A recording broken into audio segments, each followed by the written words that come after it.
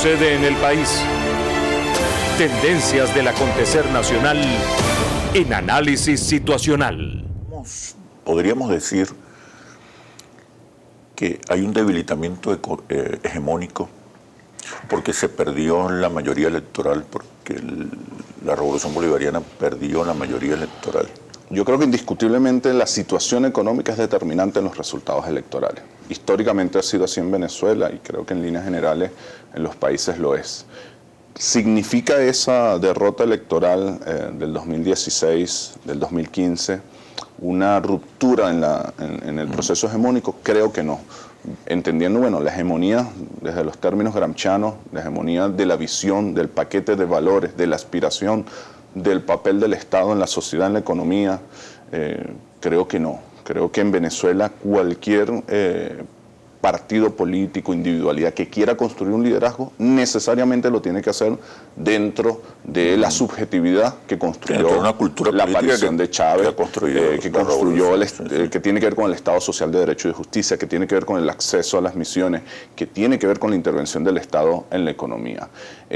Ahora, eso no niega que las situaciones concretas, materiales y subjetivas, que genera la situación de emergencia económica, producto, bueno, de la baja de los ingresos petroleros, de la guerra económica, de los errores que cometa quien está gobernando, generan un impacto inmediato en el resultado electoral. Sí, indiscutiblemente. La sociedad venezolana, bueno, como tú sabes, está polarizada entre un sector radicalmente chavista, un sector radicalmente opositor, y luego un sector, una amalgama que tiende a ser más práctica desde el punto de vista de los resultados concretos. Si hoy no me está yendo bien, bueno, eso inclina a favor. ¿Tú no crees que hay un contra. proceso de despolarización? Y no en el sentido de despolarización con respecto a las visiones de país, que son antagónicas. Pero una despolarización porque el país se está reencontrando en sus problemas y demandas y está exigiendo en este momento gestión, fundamentalmente gestión en el campo económico. Creo que es un error ver la política en blanco y negro. Creo que hay un sector de la sociedad, incluso estando polarizada, que te exige mayor eficiencia, mayor capacidad. No necesariamente quien no está en los polos no está acompañando un sentido general que además creo que tiene tiempo. Si tú analizas el discurso del comandante Chávez en el último Consejo de Ministros, el golpe de timón, es una lectura de un país que dice, sí, hemos avanzado en estos 15 años posterior a la década neoliberal en la universalidad de los derechos. Y creo que eso es indiscutible para cualquier venezolano. O sea, cifras cortas, pero de mucho significado. 3 millones de pensiones, 10 millones de estudiantes, 1 millón de viviendas. De un país que venía del 60% de pobreza extrema, según declaraciones del ministro de Familia del último gobierno de Caldera. De un país donde de cada 10 jóvenes en edad de estudiar, solo 4 estaban en el sistema educativo y solo 1 llegaba y salía de la universidad. Es decir, es indiscutible el cambio simbólico, político, práctico que dio la sociedad en 15 años. Ahora, ¿qué te dice la sociedad? Y verlo así como, bueno, es un proceso de despolarización. No, yo creo que hay sectores despolarizados, hay sectores polarizados y en todos coinciden en que mantengamos la universalidad como línea, concluyámosla, porque hemos llegado al 80-90% de accesibilidad a los servicios, pero la gente aspira el 100%. Pero esa universalidad tiene que estar acompañada de calidad. Es la experiencia nuestra, por ejemplo, en la consulta por la calidad educativa, es la experiencia nuestra cuando la gente dice, sí, yo quiero un barrio adentro, quiero un CDI en mi comunidad, pero quiero que esté abierto a las 24 horas, quiero que tenga el medicamento, quiero que cuando toque la puerta el médico me atienda y me atienda bien. Sí, creo en la Policía Nacional, la Universidad de la Policía, pero quiero que esté en la esquina, que cuida a mi niño cuando va al parque, que no matraquea a la gente. Por lo tanto, tú me hablabas de la hegemonía, y yo creo que desde el punto de vista de la simbología, de la visión, de cómo aspiramos la mayoría de los venezolanos, ver el país en 10, 15 años, en eso hay una absoluta coincidencia en las grandes mayorías. Por lo tanto, cualquier coyuntura electoral que se resuelva va a ser necesariamente en el marco del proyecto político plasmado en la Constitución que presentó el comandante Chávez. Pero hay un descontento. Indiscutiblemente. Indiscutible. Hay un descontento que ha quebrado, que ha debilitado la mayoría electoral. Y esto es una revolución que se pone a prueba con mucha frecuencia en las urnas electorales. Sí. ¿Cómo recuperar la mayoría electoral, cuando todavía la evaluación de la gestión económica sigue siendo... Pero también es una revolución que no es una coyuntura electoral, que es parte del problema. Hablábamos de los errores de la oposición. La oposición a veces siente que ganar o perder una elección determina el proyecto político. No, las revoluciones aspiran a transformar históricamente y va a tener coyuntura. Algunas elecciones las ganaremos, otras las perderemos, pero no puedes negar la fuerza política que significa el chavismo, la revolución. Indiscutiblemente el chavismo fue sometido durante el 2016 a su tiempo más difícil. Y un año después, creo que sirios y troyanos deben reconocer que el chavismo sale fortalecido de su momento más difícil y la oposición debilitada de su momento de mayor gloria, de mayor fortaleza, de mayor posibilidad. Así que eso te demuestra que más allá de una coyuntura electoral de la que yo estoy seguro, que de esa derrota del 2015 nosotros nos vamos a recuperar.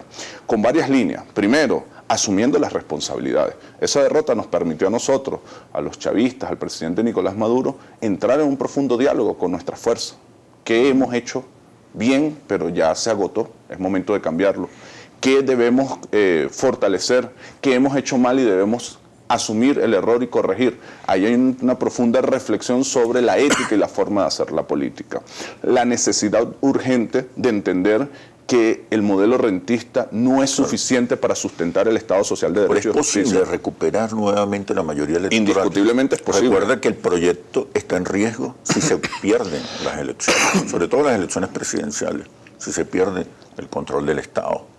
Yo no coincido con esa tesis, pero por supuesto retrasaría los tiempos históricos. Yo estoy convencido y creo que ahorita en la dinámica, para no entrar en profundidades de la geopolítica mundial, creo que cada vez es más claro que la única viabilidad que tiene un proyecto político es en el marco de la visión de solidaridad, de igualdad, de justicia que plantea el socialismo. Una elección puede acelerar o retroceder esos procesos, indiscutiblemente, pero nosotros somos un proyecto histórico, nosotros somos el proyecto de Bolívar, el proyecto de libertad, el proyecto de patria grande. ¿Cuántos procesos no hemos perdido? Políticos en general, algunos democráticos, otros de lucha armada. Eso ha hecho inviable el proyecto, ¿no? Lo ha retrasado. Entonces, cuidado con la visión existencialista, catastrófica o muy coyuntural, ¿no? Este es el proyecto político de Chávez, el proyecto político de Bolívar es un proyecto a largo plazo, un proyecto que tenemos que pensarnos en la Venezuela del 2050. ¿Entre victorias o derrotas electorales? Entre coyunturas, positivas algunas, negativas otras, es innegable. ¿Cómo mantener entonces, cómo mantener la vitalidad primero reconocerte como, de las banderas de la revolución? Primero reconocerte como, a pesar de como las fuerza derrotas histórica, ¿no? Y luego, bueno, ver cómo superas cada coyuntura. ¿Eso niega que estamos atravesando una tormenta? No, estamos atravesando una tormenta.